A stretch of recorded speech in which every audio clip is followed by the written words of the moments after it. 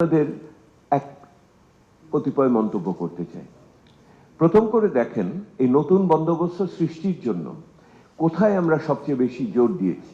একটা সংস্কারের জন্য জোর দিয়েছি। কিন্তু সংস্কারগুলো কি ছিল, কি প্রস্তাবগুলো ছিল? এই সংস্কারগুলো সবকিছুই ছিল উপরি কাঠামোর উপরে। আমরা বলেছি যে শাসনতান্ত্রিক ভারসাম্য আনতে হবে। আমরা বলেছি গণতন্ত্রকে ঠিক করতে হলে সংবিধানের এই পরিবর্তন হতে হবে, অথবা আপনার প্রাধিকারের ভিত্তিতে কিছু আমরা যে সমস্ত পেশাজীবীদের বা আপনার আমলাতন্ত্রের যে আচরণ আছে সেগুলিকে বদলাতে হবে। এগুলি সবই বলে আমাদের আর্থ সামাজিক ন্যায় নীতির বোধের থেকে উপরি কাঠামোর ব্যাপার। কিন্তু এই কাঠামোগুলো তো কি এর আগে পরিবর্তন হয়নি? আমরা কি এর আগে তত্ত্বাবধায়ক সরকার পাইনি?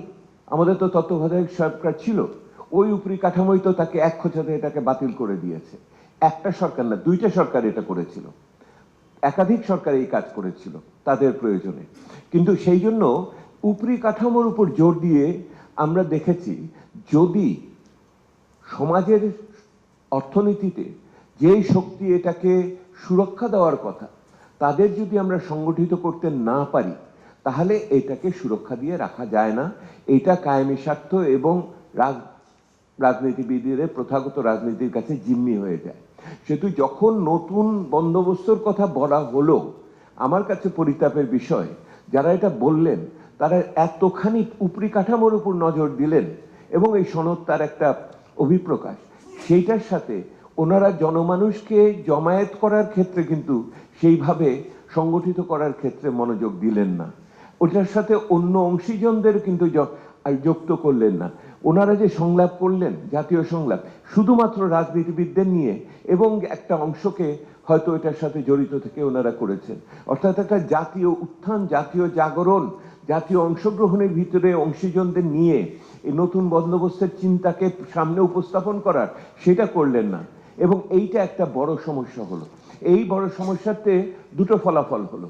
একটা ফলাফল হলো, যারা নতুন বন্দোবস্তের যারা কারিগর হতে চেয়েছিলেন, তারা পুরনো বন্দোবস্তের অংশ হয়ে গেলেন। তারা নির্বাচনী প্রক্রিয়ার ভিতরে ঢুকে গেলেন, ওই ব্যয়বহুল নির্বাচনের অংশ হয়ে গেলেন। বড়জোর ওনারা ক্লাউড ফান্ডিং করে হয়তো টাকা তুললেন, কিন্তু টাকার খরচ কমানোর ক্ষেত্রে কিন্তু আর পারা গেল না। সেহেতু ওনারা ওই পুরনো বন্দোবস্তের অংশগ্রহণ করেই ওনারা মনে করলেন আগামী দিনে হয়তো কিছুটা আগানো যাবে। আর কি হলো, এই সুযোগে যে কায়েমি স্বার্থগুলো ছিল, যারা পুরনো বন্দোবস্তের ধারক বাহক ছিল, তারা কিন্তু আবার উত্থান হলো। ওই যে বলছেন ব্যবসায়ীরা পালিয়ে গেল, কারণ এই পুরনো বন্দোবস্তের সবচেয়ে বড় রক্ষক হলো ওই আমলাতন্ত্র। ওই আমলাতন্ত্র তখন আবার ফিরে আসে।